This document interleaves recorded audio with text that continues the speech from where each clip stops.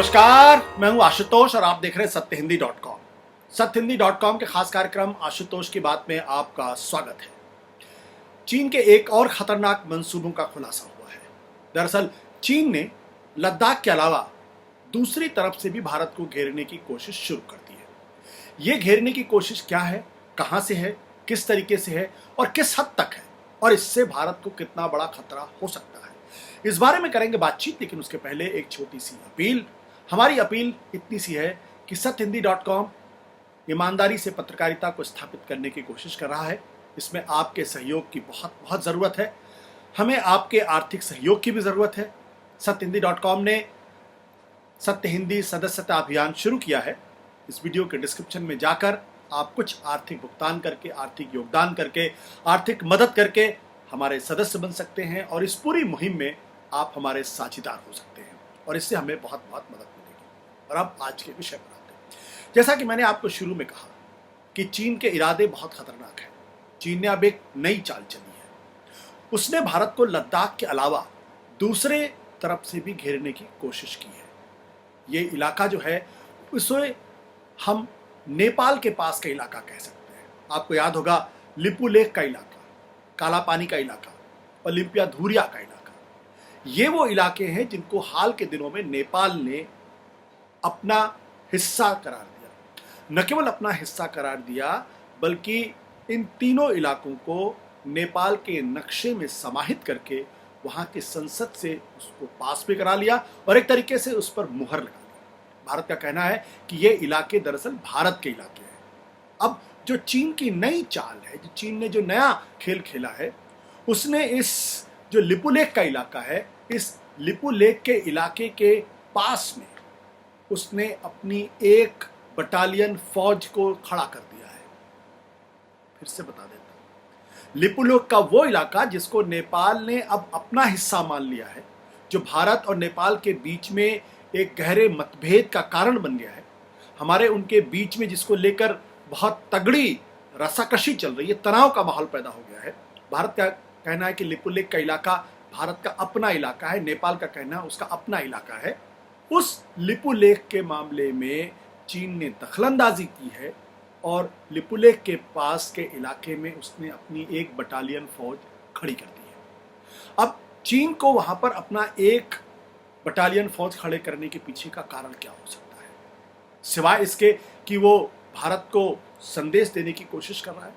दरअसल हिंदुस्तान टाइम्स में ये रिपोर्ट छपी है और उसमें सेना के वरिष्ठ अधिकारियों के हवाले से ये कहा गया है कि चीन का एकमात्र मकसद ये है कि वो भारत को संदेश देना चाहता है कि वो चीन से एक सीमा के बाद पंगा ना ले। इस बीच जब मैं आपसे बातचीत कर रहा हूं, आपको मालूम है कि लद्दाख के इलाके में भारत और चीन के बीच में जबरदस्त संकट चल रहा है। अप्रैल के महीनों के बाद से कम 4 इलाकों में चीन के सैनिक अंदर घुस आए हैं। 4 राउंड की बातचीत हो चुकी है। 15 जून को गैलवान घाटी में भारत के 20 जवान शहीद हो चुके हैं, कमांडिंग ऑफिसर समेत। और बातचीत में यह कहा जा रहा है कि चीन जो भारत की जमीन पर घुस आया है वो कृपया करके अपनी जमीन पे वापस चला जाए। चीन इस बात को मानने के लिए तैयार नहीं है। चीन ने ये तो संकेत दिया है कि गैलवान घाटी में जो P-14 है वहां से वो थोड़ा पीछे चला गया है। P-15, P-16 पॉइंट से भी वो जो पेट्रोलिंग पॉइंट है वहां से भी पीछे चला गया है, ऐसा भारतीय सेना का मानना है। लेकिन जो पैंगोंग झील का इलाका है जहां पे चीन अंदर घुसा हुआ है और जहां पे फिंगर्स का इलाका है जहां चीन घुसा हुआ है, वहां से वो पीछे जाने के लिए तैयार नहीं है। वहां के विदेश मंत्रालय की तरफ से बयान आया है कि चीन ने जो डिसएंगेजमेंट की जो बात हुई थी दोनों देशों के बीच में, अपनी तरफ से पूरी तरीके से डिसएंगेज कर लिया, जिसको भारत के विदेश मंत्रालय ने पूरी तरीके से खारिज कर दिया। भारत का साफ तौर पर कहना है कि चीन अभी भी भारत की कुछ जमीन के ऊपर मौजूद है और जो शर्तें ही उससे आगे नहीं निकलना है। अब सवाल ये कि जब झगड़ा लद्दाख के ऊपर है, वहाँ पे ये कहा जा रहा है कि वो LAC का हिस्सा है और LAC में दोनों देशों के बीच में एक समझ का मतभेद भी है। भारत का कहना है कि LAC यहाँ पे है, चीन का कहना है LAC वहाँ पे है। ऐसा जो सरकार की तरफ से जो प्रवक्ता लोग हैं वो ये कहते हैं कि different perception about the LAC is the root cause of the problem in Ladakh. और मैं पहले दिन से कह रहा हूं, सत्यहिंदी.com पहले दिन से कह रहा है कि असली समस्या LAC को समझने की नहीं है। असली समस्या यह है कि चीन के मंसूबे साफ नहीं है। वो दरअसल LAC को बदलना चाहता है, लाइन ऑफ एक्चुअल कंट्रोल को बदलना चाहता है, और वो भारत को स्पष्ट तौर पर संदेश देना चाहता है कि आप चीन से पंगा मत लीजिए, आप चीन से पंगा लेकर आप जो है वो ठीक काम नहीं कर रहे हैं। और इसीलिए बहुत सारे लोगों का कहना है कि जब भारत ने 370 हटाने का काम किया, भारत सरकार ने 370 हटाने का काम किया, और उस हटाने के दरमियान जो गृह मंत्री अमित शाह ने संसद के पटल पर कहा कि अक्साई चिन का इलाका तो हमारा है, उसको हम लेकर रहेंगे, वहां से चीन के कान खड़े हुए और उसको लगा कि भारत के जो इरादे हैं उन इरादों को जवाब देना बहुत ज़रूरी है। लिहाजा लद्दाख के अंदर वो अंदर घुसकर आया और फिर एक नया संकट हमारे बीच में खड़ा हो गया। अब चीन के पूरे मंसूबे साफ होते नजर आ रहे हैं। लद्दाख LAC का झगड़ा हो सकता है, धारा 370 का भी झगड़ा हो सकता है, लेकिन नेपाल के लिपुलेख के इलाके में अगर चीन अपनी 1001 बटालियन यानी 1000 सैनिकों की फौज को वहां खड़ा कर देता है तो वो दरअसल भारत को बहुत गंभीर संकेत देने की कोशिश कर रहा है। और जो लोग चीन को अच्छी तरीके से समझते हैं, चीन की विदेश नीति को अच्छी तरीके से समझते हैं, उनका कहना यह है कि चीन काफी बदला हुआ चीन है। ये चीन शी जिनपिंग के समय का जो चीन है, इसने अपने आगे का मिलिट्री रोड मैप बिल्कुल स्पष्ट कर दिया है और उन्होंने अपना जो फ्यूचर विजन है मिलिट्री का वो भी पब्लिक पे कर दिया है। उसके हिसाब से 2049 तक चीन को दुनिया की सबसे बड़ी मिलिट्री पावर बनना है और उस दिशा में वो आगे बढ़ रहा है। वो दुनिया का सबसे बड़ा सुपर पावर बनना चाहता है शी जिनपिंग। इसीलिए पिछले दिनों शी जिनपिंग ने कहा कि चीन की जो सेना है उसको मॉडर्नाइज करना है और इस वक्त युद्ध स्तर पर चीन की सेना को मॉडर्नाइज करने का काम किया जा रहा है, उसकी ताकत को बढ़ाने का काम किया जा रहा है, उसमें अत्याधुनिक हथियारों को जोड़ने का काम किया जा रहा है, और ताकि चीन दुनिया में किसी भी दूसरी शक्ति के सामने 19 साबित ना हो बल्कि 20-21 साबित हो।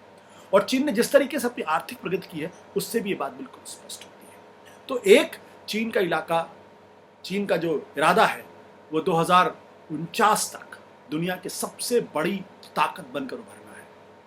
दूसरा, चीन को यह लगता है कि जो ये एशिया का इलाका है, जो हिंद महासागर का क्षेत्र है, इस हिंद महासागर के क्षेत्र में उसको भारत एक दूसरी उभरती हुई शक्ति है जो उसको चुनौती दे सकती है और उसके अंतर्राष्ट्रीय स्तर पर दुनिया का नंबर 1 पावर बनने की दिशा में एक इरिटेशन हो सकता है। मैं ये नहीं कहूँगा भारत एक बहुत बड़ी चुनौती उसके सामने पेश कर सकता है, लेकिन एक इरिटेशन पैदा कर सकता है, उसकी प्रगति को में बाधक साबित हो सकता है, उसकी प्रगति में ब्रेक लगा सकता है। इसलिए चीन अब भारत को स्पष्ट तौर पर संदेश देने लगा है कि आप हमारे रास्ते में मत आइए। जो चीन का रास्ता है उस रास्ते में भारत को खड़ा होने की जरूरत नहीं है। अगर खड़ा होगा तो भारत को वो संदेश देगा। इसलिए लद्दाख के अंदर भी उसने जो दखलंदाजी की और बातचीत के बावजूद भी वो डिसएंगेजमेंट प्रोसेस को पूरी तरीके से कंप्लीट नहीं करता है और लिपुलेख के इलाके में अपनी 1000 की बटालियन फौज वहां खड़ी कर देता है।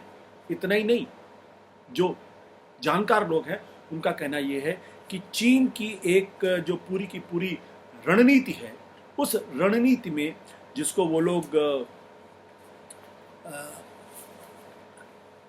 कहते हैं स्ट्रिंग ऑफ पर्ल्स, यानी भारत को चाहे वो भौगोलिक स्तर पर हो, चाहे वो नौसेना के स्तर पर हो, हर जगह पे भारत को एनसर्कल कर देना, यानी भारत को चारों तरफ से घेर लेना है। चीन की इस पॉलिसी को एक तरीके स्ट्रिंग ऑफ पर्ल्स थियरी कहते हैं, यानी भारत को चारों तरफ से घेरने की जो कोशिश है, उस कोशिश का एक नतीजा ये है कि वो लद्दाख में हमको सबक देने की कोशिश कर रहा है और वो अब नेपाल का जो लिपुलेख का इलाका है वहां हमको संदेश देने की कोशिश कर रहा है। ये स्ट्रिंग ऑफ पर्ल्स जो है, इस स्ट्रिंग ऑफ पर्ल्स के तहत अगर मैं आपको बताऊं कि इस वक्त भारत के चारों तरफ जो देश हैं जिनसे हमारी सीमाएं लग रही हैं या जो हमारी सीमाओं के करीब हैं, उसमें चीन ने अपनी मिलिट्री ताकत को काफ़ी बढ़ा दिया है। वहाँ पे अपनी मिलिट्री बेस स्टैब्लिश कर लिया है, वहाँ पे अपना नेवल बेस स्टैब्लिश कर लिया है। अगर मैं आपको पहला उदाहरण दूँ म्यांमार का, म्यांमार में उनका जो कोको आइलैंड है वहाँ पे चीन ने अपना एक मिलिट्री बेस स्टैब्लिश कर लिया है। उनका जो दूसरा है वो कोको किलिंग का इलाका है, वहाँ पे उसने अपना नेवल बेस स्टैब्लिश कर लिया है। और एक 2400 किलोमीटर की एक गैस पाइपलाइन जो है वहाँ पे उसने स्थापित की। यानी म्यांमार के अंदर अब चीन भारत के उस इलाके पर उसने घेरने का प्रयास किया है। म्यांमार से हट के अगर हम बांग्लादेश की तरफ जाते हैं, बांग्लादेश में जो चिटगांव पोर्ट है, उस चिटगांव पोर्ट को उसने बांग्लादेश की आर्थिक तौर पर मदद करके उसको विकसित करने में उन्होंने मदद की है। हमारा दुर्भाग्य यह है कि हम बांग्लादेश को अपने कॉन्फिडेंस में नहीं ले पा रहे हैं और लगातार ऐसी बातें कर रहे हैं, चाहे वो बांग्लादेशी शरणार्थी के माध्यम से हो, चाहे वो एनआरसी के माध्यम से हो, चाहे वो किसी दूसरे माध्यम से हो, हम बांग्लादेश को लगातार नाराज करते हुए जा रहे हैं। तो पहले म्यांमार, उसके बाद बांग्लादेश, और बांग्लादेश के बाद उसने श्रीलंका में जो हम्बनटोटा पोर्ट है, इस हम्बनटोटा पोर्ट को चीन ने श्रीलंका को आर्थिक मदद देके उसको डेवलप किया। और बाद में जब उसका कर्ज लौटाने की बारी आई तो श्रीलंका ने कहा हमारे पास इतने पैसे नहीं है। वो चीन ने एक स्ट्रेटजी के तहत किया था। अब उस हम्बनटोटा पोर्ट को चीन के पास 90 साल की लीज पर है। यानी श्रीलंका में भी एक तरीके से चीन का बेस स्टैब्लिश हो चुका है। पाकिस्तान आप जानते ही हैं कि चीन के साथ बिल्कुल हमजोली की तरीके से खेल रहा है। चाहे वो बॉर्डर, चाहे वो ग्वादर पोर्ट का इलाका हो जो पाकिस्तान ने चीन को पूरी तरीके से डेवलप करने के लिए दे दिया, सीपीईसी का इलाका हो वो उसकी मदद से डेवलप करने की कोशिश कर रहा है। और मुझे नहीं लगता कि पाकिस्तान के मसले पे हमें कुछ बहुत ज़्यादा बताने की ज़रूरत है, क्योंकि पाकिस्तान और चीन का चोली दामन का साथ है, ये बिल्कुल स्पष्ट है। इसमें कहीं किसी तरीके से कोई कन्फ्यूजन वाली स्थिति नहीं है। और ग्वादर पोर्ट में चीन की उपस्थिति भारत के लिए चिंता का सबब है। मालदीव में भी जो है एक पोर्ट है, उस पोर्ट पर चीन का बेस पूरी तरीके से स्थापित है।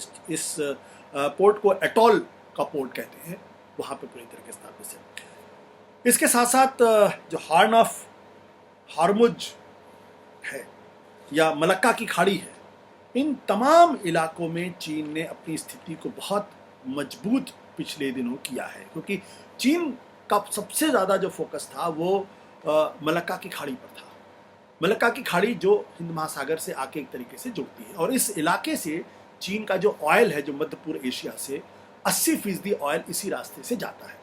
और 1971 में जब भारत ने बांग्लादेश को आज़ाद कराया था और पाकिस्तान और भारत के बीच में जंग हुई थी, उस वक्त चीन ने पाकिस्तान को संदेश देने की कोशिश की थी कि वो अपना बेड़ा उस इलाके में मूव कर सकता है।